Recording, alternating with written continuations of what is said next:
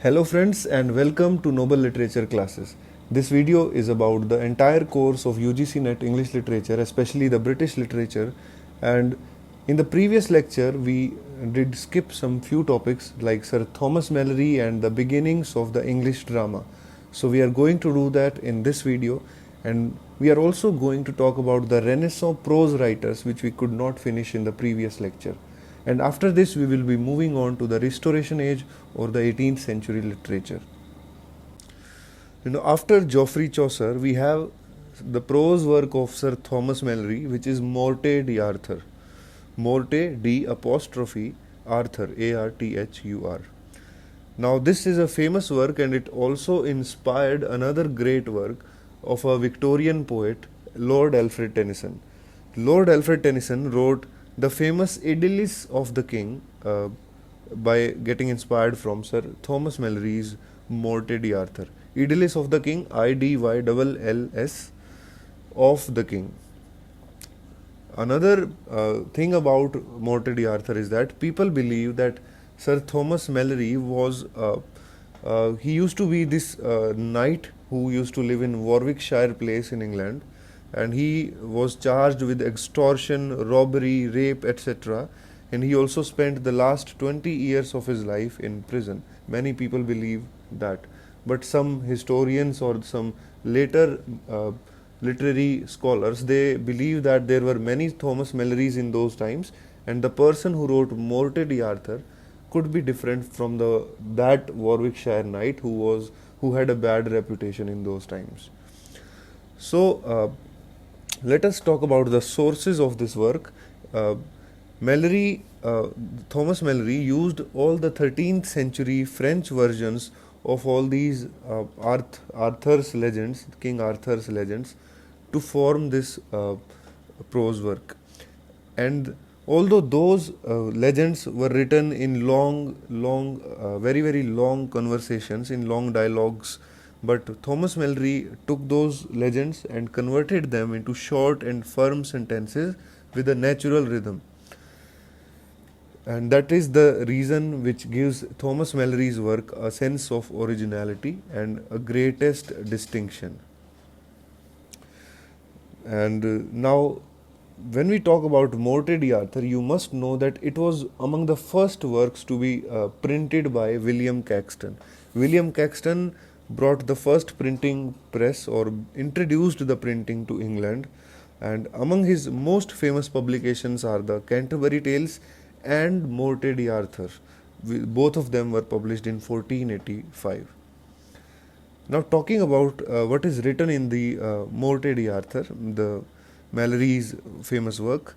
So we have this manuscript which was discovered in 1934, and it tells about the 8 principal bodies which are talked about in this work. Number 1 is the tale of Arthur and Lucius.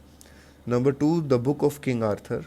Number 3, the tale of Sir Lancelot du Lake. Number 4, Sir Gareth of Orkney, Orkney. Number 5, Tristram de Leonis, Lyones, Leonis. Number 6, The Quest of the Holy Grail. Number 7, Lancelot and Guinevere, Guinevere. And number 8, The Morte d'Arthur, the final version, which is The Death of the Arthur. So that was it, friends, about Morte d'Arthur. Let us start to the beginnings of English drama, that how English drama began to flourish. I'm sorry. So when the kings of that time, they banned the drama of Greece and Rome, because if you remember, wars kept happening continuously between France and England. So therefore it also led to the revival of these Protestants. Protestants were created because of that. We'll read about it later on. I'm just giving you an idea. So when England and Rome are fighting, or England and France are fighting, people are starting to find distinguishing elements between the culture of England and the culture of France. So now you can say that England is not ready to accept that it is a product of the French culture or a product of the Roman culture. it is trying to create its own identity, like every child tries to create. So, in the beginnings of English drama, we'll find that the drama of Greece and Rome have been banned by the early Christian church, and in the later 10th century manuscripts, the Bishop of Winchester, Winchester, the Bishop of Winchester, he instructed the Benedictine monks. There were some monks from Benedictine, Benedictine, Benedictine monks. So they were directed by this Bishop of Winchester to form some Easter drama. Easter is a festival of Christians, if you remember, and they usually eat some turkeys on that festival. That is what I know. So for that specific festival, these Benedictine monks were directed to create some drama of their own, their own personal creativity. So the first drama is supposed to be like Quem Queritus Trope. Quem Queritus means whom seek ye, that what do you want. So Quem, then Quaeritis, and Trope, trope. Quem Queritus Trope. In this drama, actually, two members of the church choir. Choir is the group of people who sing songs in the church. So two members of that church choir, they are dressed in white robes, in white clothes. They look like angels, and they are asked the question again and again by three people who are in black clothes. So black clothed people ask questions from the white clothed people, that whom do you seek, what do you want in life, or so it is like, again, it is about a religious drama, and the name is Quem Queritis Trope. It then there is another drama, a famous one, a Christian Christmas festival was celebrated. So another drama was created for the Christmas festival, and it is known as Officium Stellae, Officium Stellae, and it talks about the coming of the Magi, Magi, not double Gi, the coming of the Magi, and it was also added to their routine. Now church dramas start becoming popular, and there are many scenes in those dramas. They start to increase. For example, they talk about the creation of the universe by Jesus. They talk about the judgment day, and people are gathered around the stage. There are no chairs, etc., to sit for people, and the dramas are presented in all those medieval churches only. And also the actors who act in these plays are only the priests of those times, and they are only wearing these costumes. So they are speaking these dramas in the local language or the vernacular English language instead of the Latin language, which used to be spoken earlier. So because of the popularity, they start to speak in the common tongue, in the language of the native people, the vernacular English language, and therefore it gets more and more popular in that time. So two of the earliest of such dramas in English are Jacob and Esau, Esau.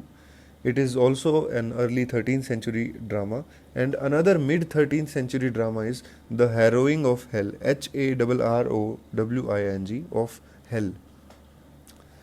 Next, we see that when all these people are gathering around, because something is getting more and more popular, so people are hard to control. The audience gets hard to control. They become very ruthless. They start fighting there and makes so much chaos in the churches. So then the drama is moved outside of those churches, and the church asks that drama to be performed under some outside courtyards or some such places. And in those dramas, because the dramas start to become some comical also, because one of the drama talks about Noah's wife in a comical and a drunken situation. She is shown as a very shrewd lady, and she is a very drunk lady.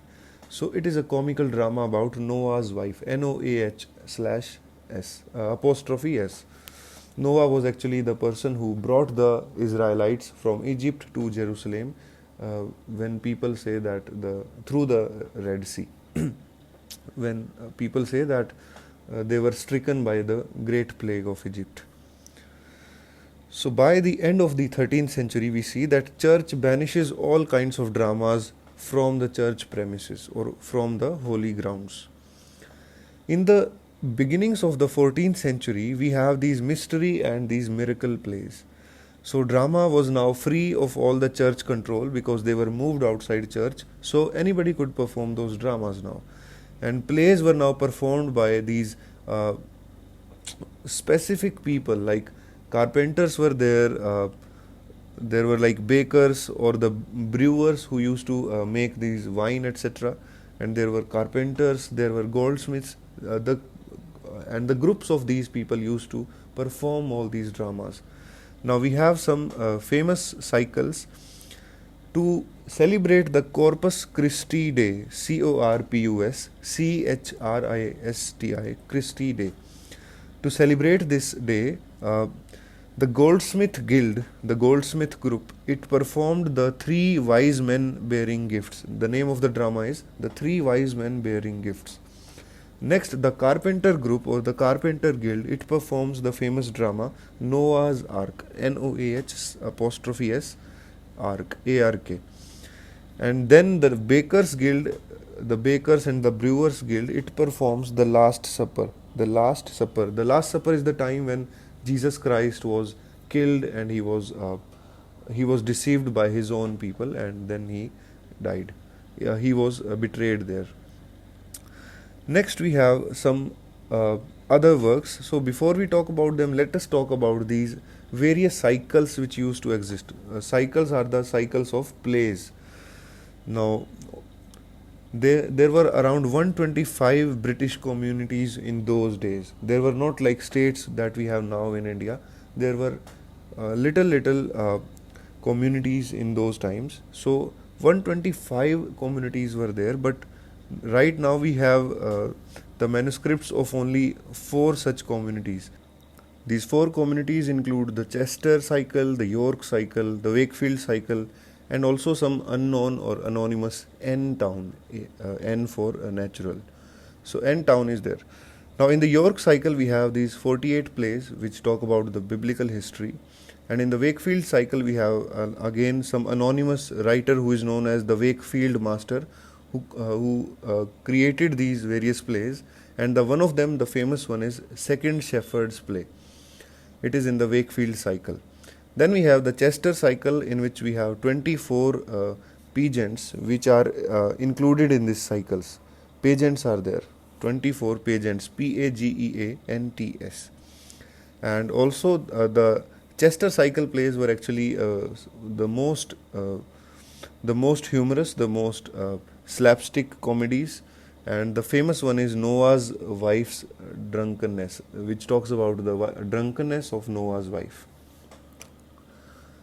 Then we have the morality plays. These were the works from Bible which were performed in front of people. So morality plays were allegorical. They used to have characters which included our qualities of men, like the beauty. There were characters who were named beauty and virtue and vice, vice, vice, which means the bad qualities. And then professional actors were there who used to perform these morality plays. So earlier, if you remember, they were started by the church people only. The church priests used to act in those plays. But now, as the drama has evolved, so professional actors have started to act in these plays, and the morality plays are the starting points. So one of the famous morality play is Everyman, which was in 1470.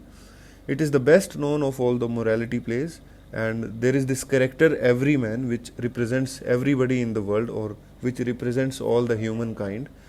So Everyman is summoned by death or called by death, and therefore he tries to find a companion for his journey to go to death. It is, as I told you, it is an allegorical play. So we see that so many people who are friends with Everyman, they leave him. For example, he is deserted by the fellowship. then kindred, then the goods, etc. And he gets very sad at the end, and the drama becomes very dramatic, and people are really wondering now who will go with every man to meet death. So finally, the person who is acting as the good deeds, he decides to go with every man. Similarly, we have another morality play, The Castle of Perseverance, Perseverance. It was published in 1425. It is also considered as the oldest complete morality play. Like, it is the only play which is said to have been complete and also the oldest. So the plot is also similar to Everyman. In this one, the bad angel and the good angel are struggling to capture the soul of man, and there is this the good soul places the soul of man. The good angel, he places the soul of the man in the castle of perseverance, and that castle of perseverance is a very strong place, and the bad angel cannot enter there. But then hell's forces are there, and they try to bring out the soul of the man from that castle of perseverance by giving him so many lusts, by greeding, by trying to bribe him with all these lures. So mercy is there, peace is there, truth and righteousness are there, and they keep debating with each other, and finally mercy wins. So you can remember that. Then we have the next morality play, Mankind, 1475. It is also a unusual play because it is a comic play. In this, so many vices, they compete for the soul of man, and there is also a famous devil character who got famous in those days, Titivulus, Titivullus. This character got famous for the play of Mankind, 1475. Another work is Magnificence, 1516, Magnyfycence. This was written by John Skelton, who lived from 1460 to 1529. It is also the earliest English drama whose author is known to us. For the rest of these plays, like The Everyman or The Castle of Perseverance, we don't know who wrote these plays.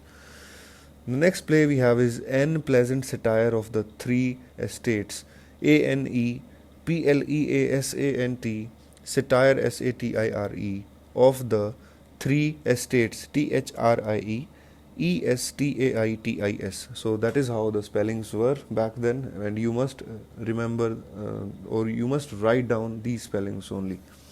So it was written by Sir David Lindsay, and it depicts the temptation of Rex Humanitas. Rex Humanitas is a character in that, and it represents a human being, and it is also tempted by all these various vices which exist in the society, like sensuality, wantonness, solace, and other undesirable companions. And in that, good counsel is thrown away, and then finally correction arrives at the end scene, and it saves the Rex Humanitas. Now we come to the Middle English lyrics and ballads. Now, lyrics were these short and melodic poems which were usually meant to be sung. Lyrics and ballads both were meant to be sung. Now, lyrics are these very rare in the Old English poetry, but in the Middle English poetry, you will find that lyrics are pretty common. The religious lyrics were there, like a sacred lullaby, Lullaby. Then there is Jesus Christ's mild mother. Okay. Then we have secular lyrics like Cuckoo's Song, which was in 1300. We also have another love lyric, which is Alison, Allyson, Alison, in 1300 again. So then we have some other medieval ballads. In this we have Sir Thomas Percy. He's not a knight, sorry. He's just Thomas Percy. So we have his famous work Relics of Ancient English Poetry, which was which was published in 1765, and in this we see all the medieval ballads. He collected all those and published them. Another person who collected all these previous medieval ballads and published them is Francis James Child. and his work is English and Scottish Popular Ballads. It was in 5 volumes between 1882 to 1898. Then we have Sir Patrick Spens, who was an early Scottish ballad.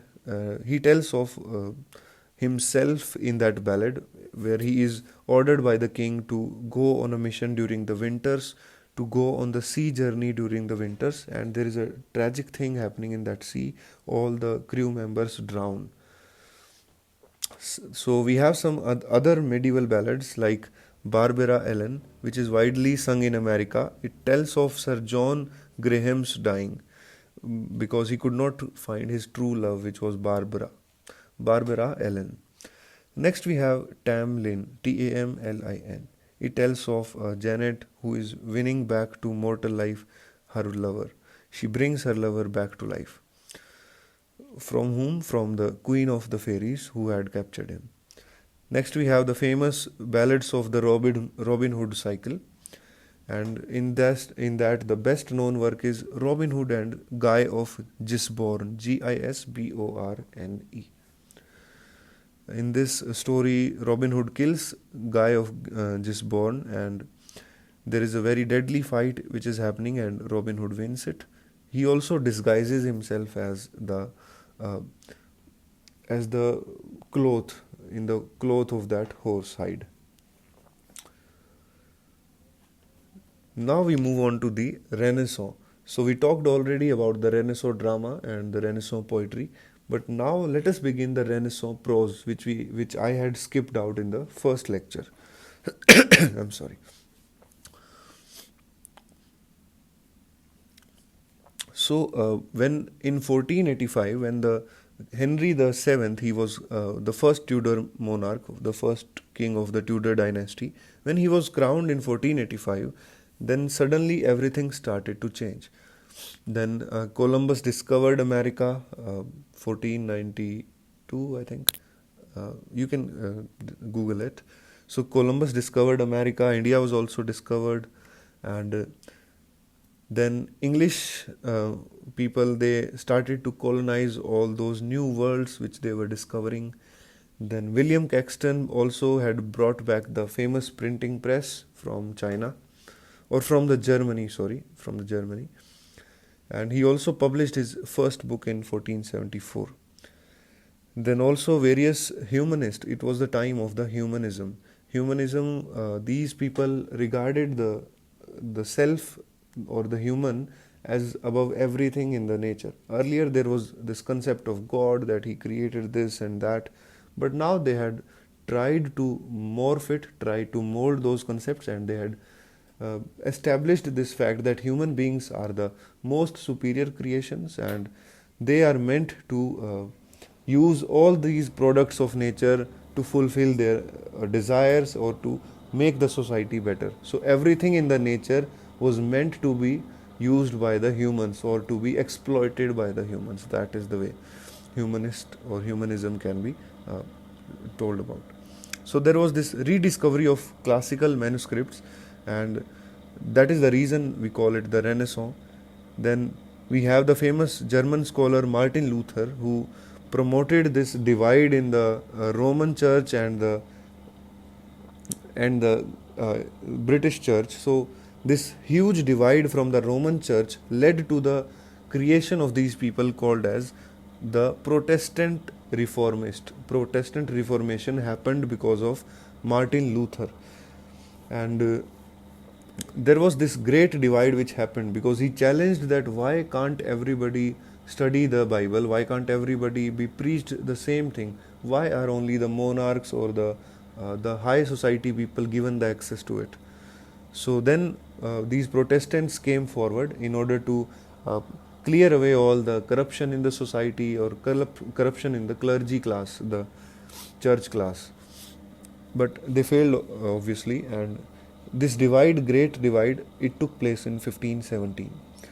Then we also have the greatest British monarch, Queen Elizabeth. In this time, she became a very strong figure of nationalism because she defeated that Spanish armada or the Spanish fleet. So before we talk about the pros of that age, let us first talk about Queen Elizabeth herself. She was a famous monarch because when she arrived, the atmosphere was very negative for a female ruler. Because before her, there was uh, Queen Mary who used to rule the kingdom, and she was a bloody ruler. She used to kill so many people, she used to execute even the royal court people. So everybody was very cynical about Queen Elizabeth, whether she would be able to become a good ruler or not.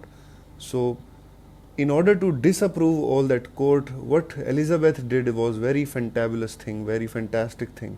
There was this battle of England versus Spain in the waters, and in that ocean, the Spanish fleet or the Spanish navy, it had so many ships were there, but the English navy was very weak at that time. So Queen Elizabeth went to that ground herself, went to that place of fight herself, and she boosted the morale of those people.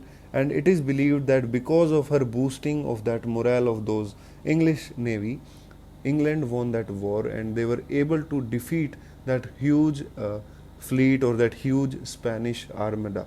That is the reason Elizabeth became very popular, and she was considered a very great ruler after then. But later on, people discover that the defeat of that Spanish armada, it happened because of a scientific phenomena which was known as El Nino effect. ALNINO, El Nino effect. It was discovered by a Portuguese person, so hence the name El Nino effect. You can Google what it means. Also, we see that John Milton has also praised the time of that Queen Elizabeth as a giant has waken up, as if a giant has waken up. Also, Edmund Spencer also he wrote the famous work uh, A Fairy Queen on her. So we already talked about the Fairy Queen. It was written on Queen Elizabeth. Now let us talk about the characteristics of that Renaissance England. Now we know that it began in Italy. The Renaissance, the true actual Renaissance, it started in Italy in the 14th century, and then it affected various English people when people were going from here and there. So the people who went to Italy, they took that feeling or that spirit of Renaissance and brought it back to England. And England was ruled under Queen Elizabeth, therefore they were very free to do whatever they wanted. So learning increased rapidly in that England, and Henry the Eighth also wrote poetry. He composed various songs. Then Elizabeth, as we know, she knew 5 foreign languages. Then we also know that new schools were founded throughout Britain during this time, even in the rural villages. Then we see the influence of various humanists, humanists, because when people went to Greece and when they studied the Roman or the Greco Roman culture of Rome and Greece, these people were they collected all those values of the human potential, and they saw that not only the God's power but also the human potential is capable of so much or more.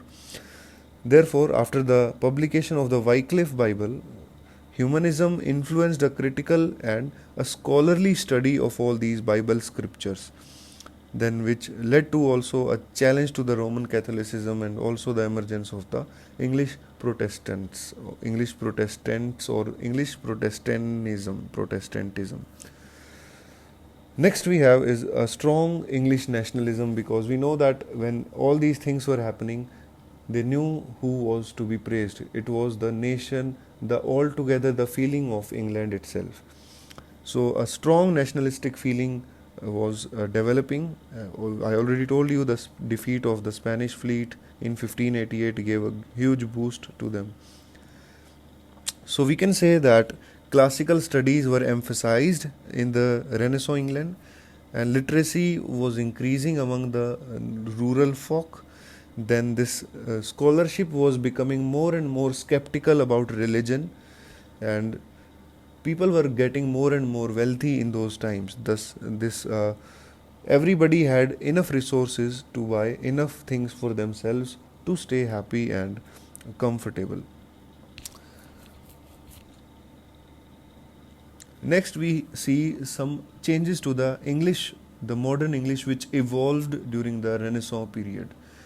We see that there is this growth of English which became the language of these scholar people, because scholars earlier they used to study in Latin, but now they had started to uh, work their way with the help of English language. They replaced the Latin language. Also, with the rise of Protestantism, English became the language of theology. The religious people also uh, started speaking English. Then we see that the vocabulary of England also started expanding very much. Like almost everyday words, new words were invented. They were being invented. If you see in the Shakespeare's day, so many words were used for a single thing. Like if you say effective, you can also use the word effectual to say effective, or also use the word effectuating for effective, or also the word effectuous for using effective.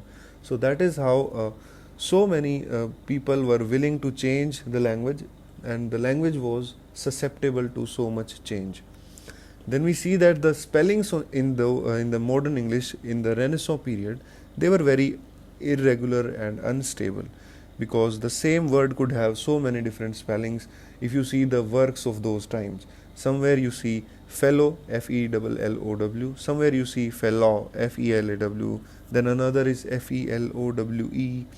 So there are so many spellings, they are very irregular. But in 1582, we see Robert Mulcaster, Mulcaster, who proposed a system of regularizing these spellings, which was quickly accepted by Queen Elizabeth, and which started spreading to all the schools of that time. And by the year 1600, people had established this system of fixed spellings. Now, talking about the pronunciation of that modern English of the Renaissance period, uh, different syllables were there. For example, if we speak some word, like when I say Shakespeare, so I am saying Shakespeare, but somebody in that time could pronounce it in a completely different way, and it was equally normal for them also, because that English was going through a lot of change. It could be Shakespeare. We could emphasize the first syllable or the second syllable or the third syllable as we wanted in those times. Then we see some changes in the grammatical elements of that time.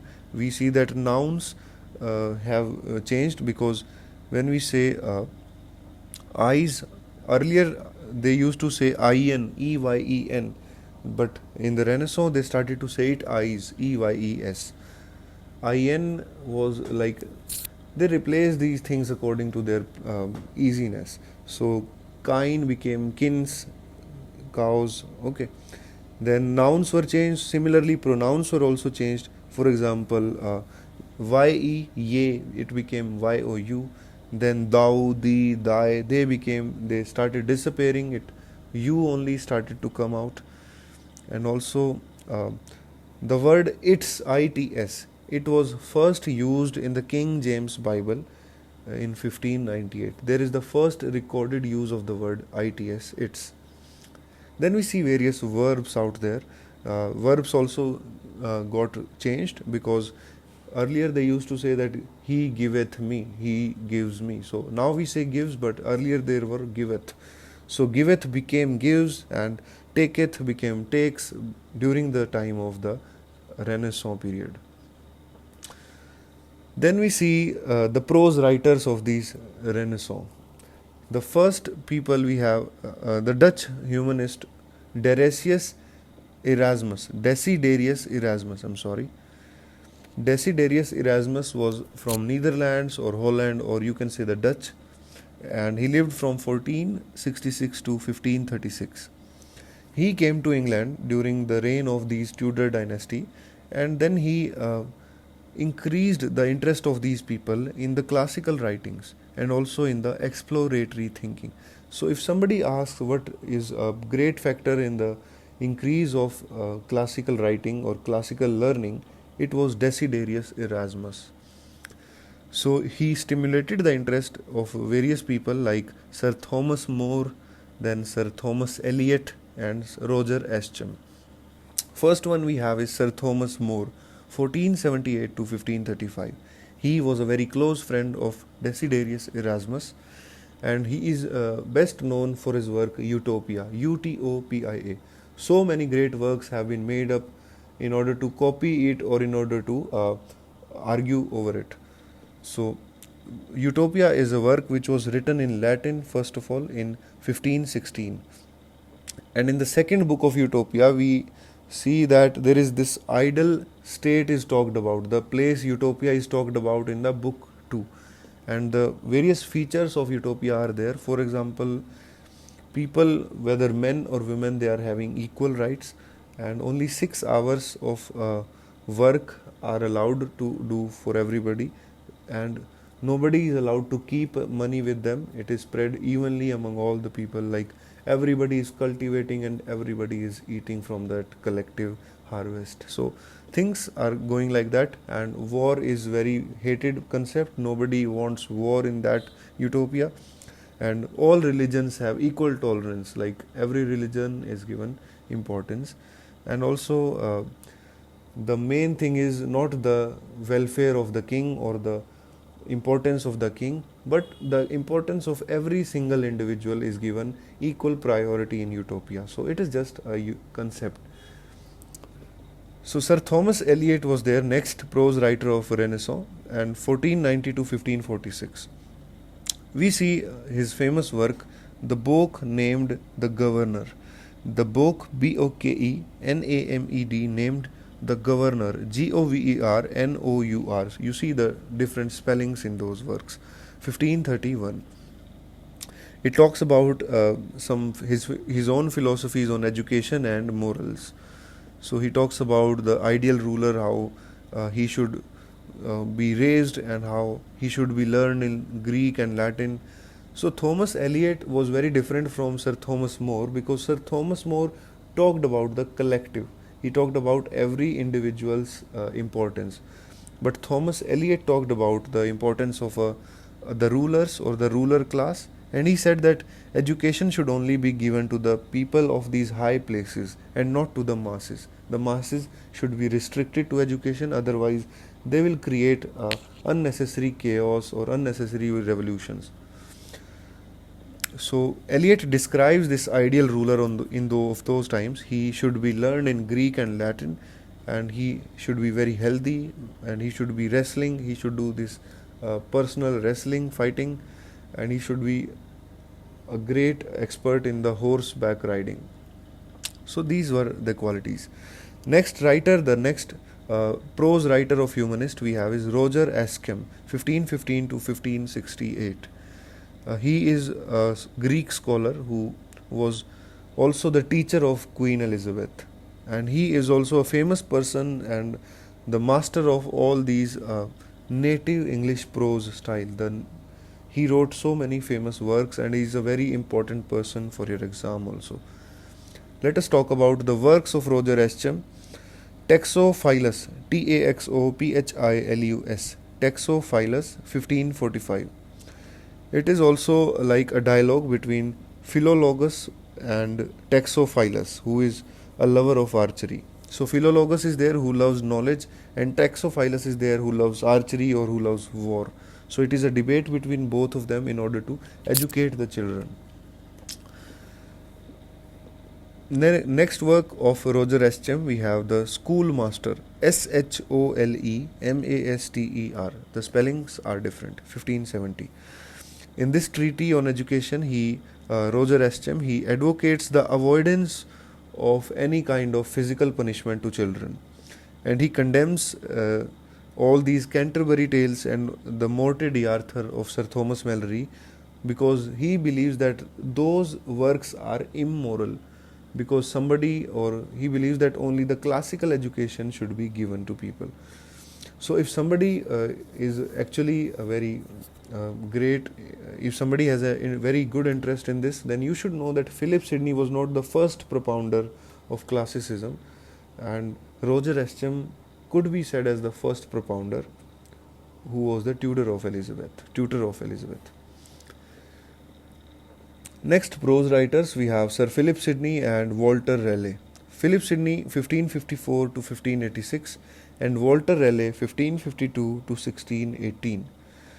These these people, they had this ideal persona of somebody, and there is a great legend of by great legend about Sir Philip Sidney.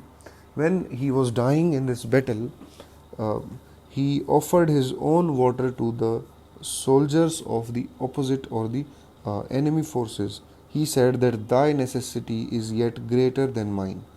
Please remember this tale because it is very important. On September 22, 1586, the uh, Sir Philip Sidney, he led an attack on a Spanish convoy and received a great wound in his thigh from a bullet, or you can say a musket. Those times guns were not there, so muskets were called. So he got a great wound in his thigh and he died of that infection 3 weeks later.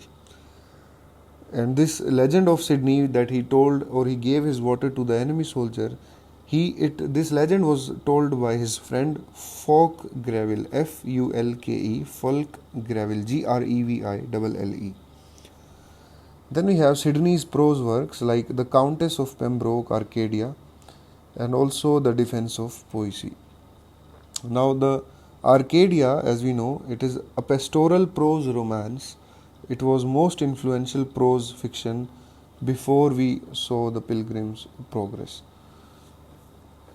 Now, Arcadia is written to amuse the sister of Philip Sidney, and this narrative has two princes are there who reach some island because their ships get destroyed, and they fall in love with the daughters of the king of Arcadia. This is the story of Arcadia. It was between 1577 to 85. Next prose work of Sir Philip Sidney is The Defense of Poesy, 1579 to 1584. And Sidney here defends the writings of these imaginative literature against the Puritan charge that the Puritans condemned the Renaissance writers, that why are you bringing some new concepts in the language? Why are you not following the strict regime or uh, the rules of the Bible or the theology strictly? So Sidney here argues that poetry has the function of both teaching and delighting. Therefore, in order to delight people, we must comply with the standards which are of present day. So that is the reason. We must include delighting also. Now we have some of the poetic works of Philip Sidney. Astrophel and Stella, which was between 1580 to 1584, it is considered as the first true sonnet sequence in English, and it it established Sidney as a major polished writer of sonnets. There is this Astrophel, he is a lover of stars, and there is this star who is named as Stella. So Astrophel falls in love with Stella, and this is a story about their love. So 108 sonnets are there which follow the style of the Petrarch or the Italian Petrarchan style of sonnets. Then we see Sir Walter Raleigh. Sir Walter Raleigh wrote a famous work, A Report of the Truth of the Fight about the Isles of Accords. It was published in 1591. It talks about this famous sea battle or the naval battle between Sir Richard Greville's ships against a very big fleet of Spanish navy. And if you remember, you can remember or add it as a reference, Sir Lord Alfred Tennyson from the Victorian period, he wrote a famous work, The Revenge, and it was derived from this work of Walter Raleigh. The work was A Report of the Truth of the Fight about the Isles of Accords. It was published in 1591. The next work from Sir Walter Raleigh is The Discovery of the Large, Rich and Beautiful Empire of Guiana, Guiana. It was in 1596. It concerns the quest for gold in a lush virgin jungle with graphic accounts of hand-to-hand combat. Next work of Sir Walter Raleigh prose work, The History of the World, 1614. It was written when he was in prison in the Tower of London, and it contains a very valuable history of English literature, and that history is until 130 BC. You can remember that. He also wrote some poetic verses, and Raleigh's poetry includes The Nymph's Reply to the Shepherd, NYMPH, nymph apostrophe S, Nymph's Reply to the Shepherd. It is also a sardonic reply to Christopher Marlowe's idyllic pastoral poem. Then we have the next work, The Lie, Lie. It was also written when he was in prison. And also the next work, Farewell False Love. It was an unconventional lover's complaint, which was written in vigorous metaphors. So there is this great quote from The Nymph's Reply to Shepherd. If all the world and love were young, and truth in every shepherd's tongue, these pretty pleasures might me move to live with thee and be thy love. So next we have Elizabethan prose, more of the Elizabethan prose writers. And two types of prose were widely read during this time. First one is fictional prose, which was very different from the second type, which is chronicles. Chronicles were the accounts of travels and those historical events. So we have these university wits during this Elizabethan prose. We have Sir John Lilly. I'm sorry, he's not a sir. He's not a knight. Sir John Lilly, 1554 to 1606. His best known work is Euphues, Euphues, Euphues, The Anatomy of Wit. It is a single work which is published in 1578. I'm sorry. Now it was read for because there is so many alliterations in this work. If you remember alliteration, we talked in the previous lecture, like speaking the same sound in the 2 or 4 words in a single line. Who, has, had, here, like speaking similar sounds for so many times. That is alliteration.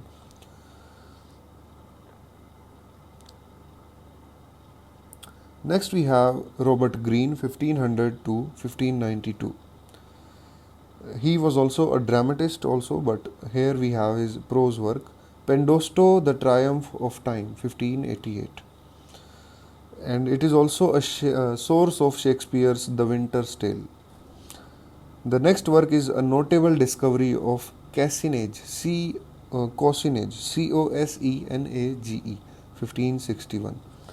It is a series of various pamphlets which he published in order to catch the thieves of those times, because he used to write the descriptions of those thieves and what they had stolen. Next we have Sir Thomas Nash. Again, I'm sorry, I'm saying sir for everybody. Next we have Thomas Nash, 1567 to 1601. And his famous work is The Unfortunate Traveller, or The Life of Jack Wilton, 1594. It is the first picaresque novel in English. Picaresque novels describe the adventures of a vagabond or a rogue person. The word has been taken from Spanish language, picaro. Picaro means somebody, a rogue person, and the adventures of that rogue person are known as picaresque novel. So there is realism in these works. We are not talking about any ideal society or ideal characters. We are talking about real people. Next person we have in the Elizabethan prose is Raphael Holinshed, Raphael Holinshed. He died in 1580. So the famous work is Chronicles of England, Scotland and Ireland, 1578. And they are also known as Holinshed's Chronicle. He talks about the history of Britain up till 1575. Now Shakespeare again borrowed the famous works or the famous plots of Macbeth and Cymbeline, also King Lear, from this work of Raphael Holinshed.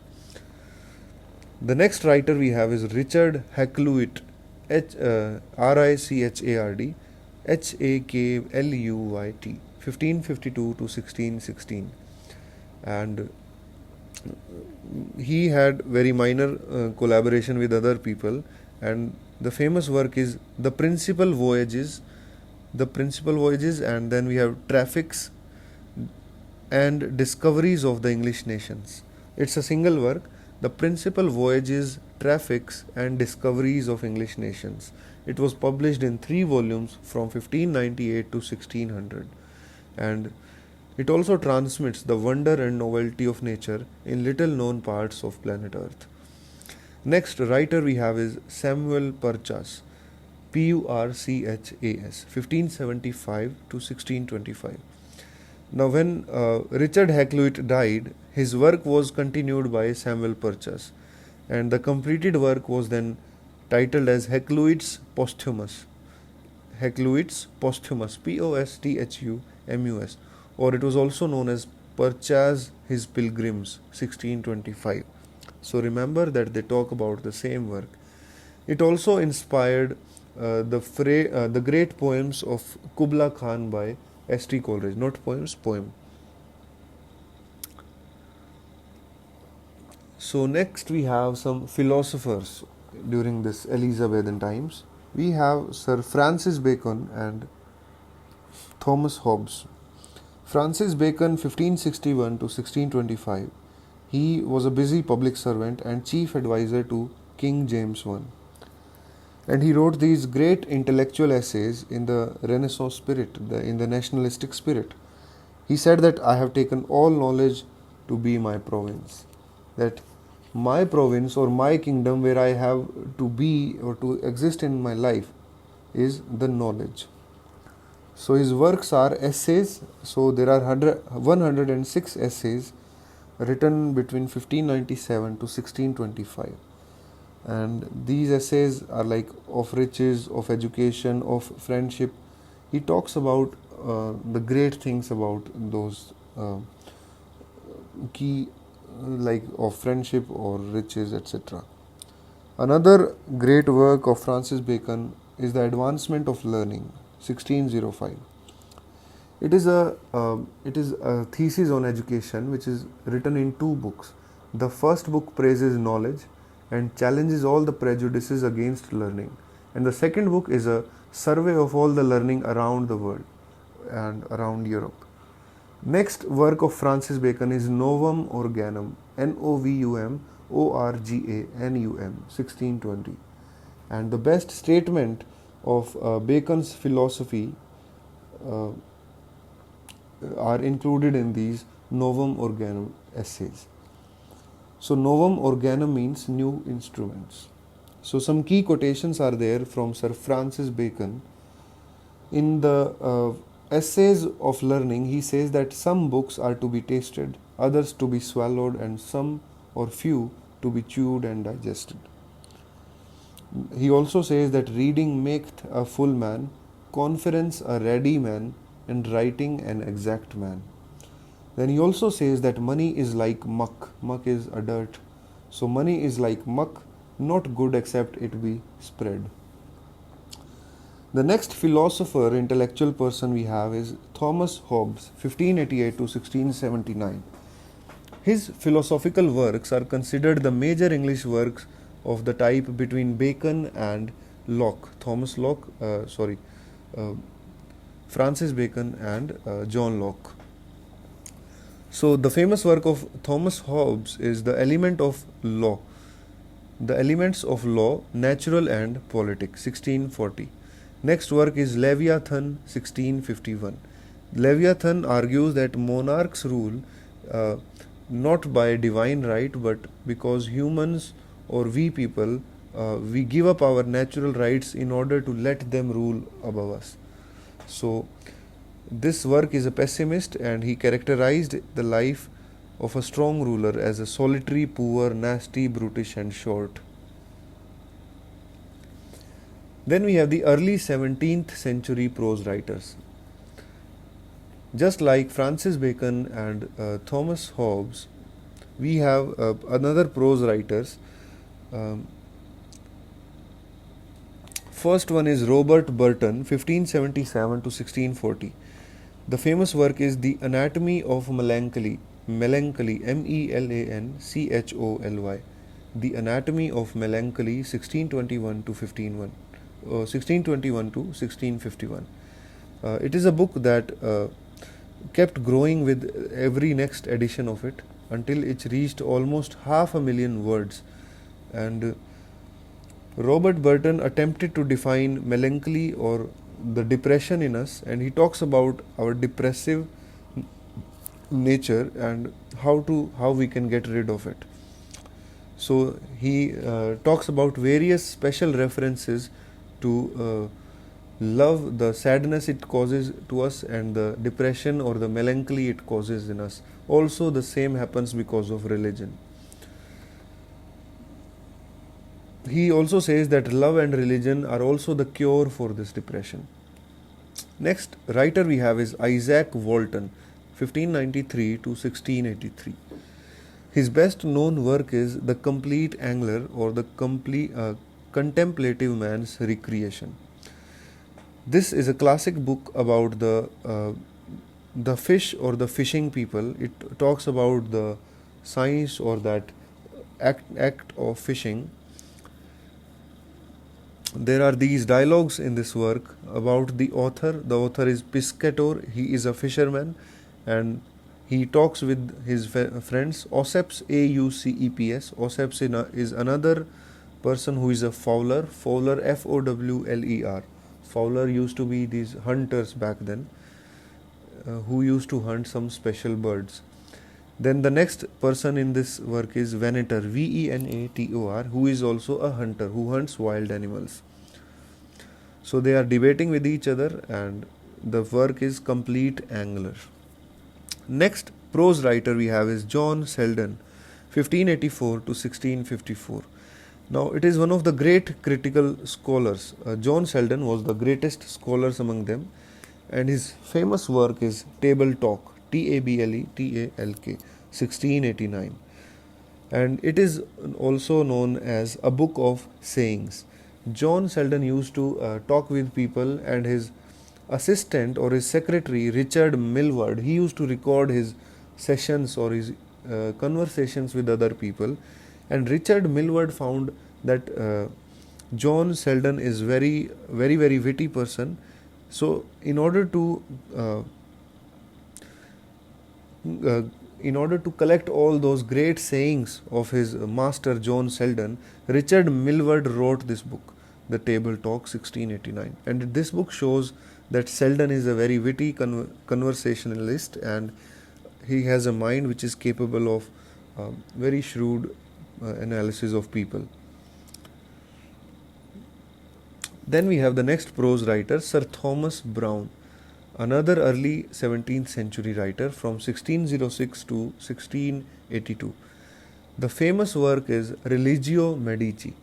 Religio Medici, or also known as A Physician's Religion, it was written from the point of view of an experimental scientist who has a wide interest in nature, and along with a rare charm and a sense of humor.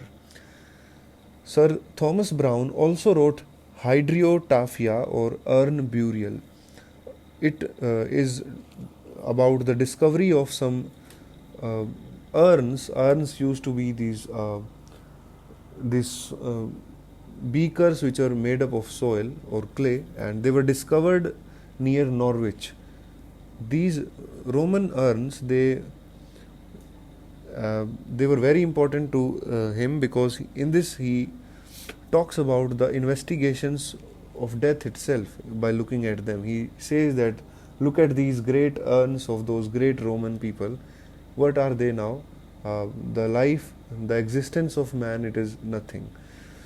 So he also talks about the various burial practices which existed in his own time, various kinds of burial practices. And a very great quotation is there from his work, The Urn Burial, or Hydriotaphia. He says that the Egyptians were afraid of fire not as a deity but as a element which is merciless and which consumes everything which comes in their way. Therefore, Egyptians did not burn their bodies, and they had this custom of keeping their bodies in these pyramids. Next work by Sir Thomas Browne is The Garden of Cyrus, 1658. It was published in the same volume in which the urn burial was published, and it talks about the Quincunx, Quincunx, the great figure. It is a literary figure, Quincunx, Quincunx. It is the geometric arrangement of the 5 dots on the dices to show the presence of the number 5 in art, astronomy, history, anatomy, etc. everywhere. So he said that this 5 number is very special and it is present in all the fields of life. Next we have are some character writers. These were the people who wrote about great characters, and those characters were later on taken from them and used in these great works. So the first character writer is Joseph Hall, 1574 to 1656. Joseph Hall wrote Characters of Virtues and Vices in 1608, and these include short vignettes, short proses written in a witty, homely style about these characters. One of the famous character is the malcontent. Next character writer we have is Sir Thomas Overbury, 1581 to 1613. And some of his friends continue the genre in a book which was published in 1614. He talks about these Puritans, the characters, like a character of a real Puritan, how that should be. Like if in our time we say so many people defining what an Indian should be like, what is a true Indian, who will say Bharat Mata ki Jai and all that. So these are the character writers. Sir Thomas Overbury also gave the famous character of a fair and happy milkmaid. Next character writer we have Sir John, he is John Earle, Earle, 1601 to 65. And his book is Microcosmography, and you can also call it as the World in Little. There are many writers or the many characters in this. A young raw preacher, an upstart knight, and also a pretender to learning. These characters are there. These are not so important for the exam point of view. I'm telling it to you just for the sake of it. The next prose work, or the most important prose work of Renaissance period, is the King James Bible. This authorized version of the Bible, it is also called as the noblest moment of English prose. It was published in 1611, and it had the profound influence on the vocabulary of everyday speech and also everyday writing. It was also the main source or the chief reading source of all the Puritans in those times.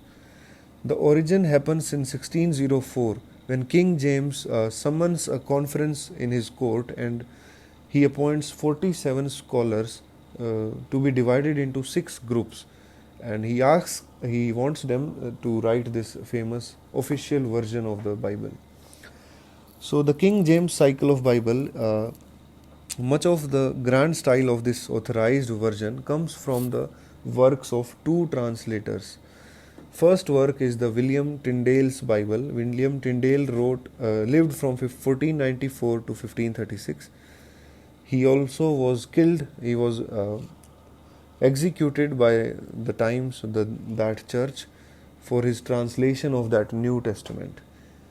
If you remember about the Bible was translated from the Old Testament to the New Testament by Saint Paul, and then so many people have tried to translate the New Testament, and there are so many versions of Bible existing today. Another translator, the famous translator from whom the work was borrowed, is Miles Coverdale, 1488 to 1568. He also translated the Old Testament, and both of them, William Tyndale and Miles Coverdale, they had this gift of placing simple words instead of like very big words. So the Bible, the King James version of Bible, it has a very great influence on literature. Matthew Arnold has praised it as one English book and one only where Perfect plainness of speech is allied with perfect nobleness, and that book is the Bible.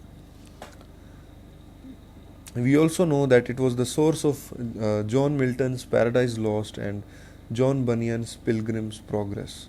Also, T.S. Eliot used it, and also W.H. Auden used it, and people keep using it till date to study or to research.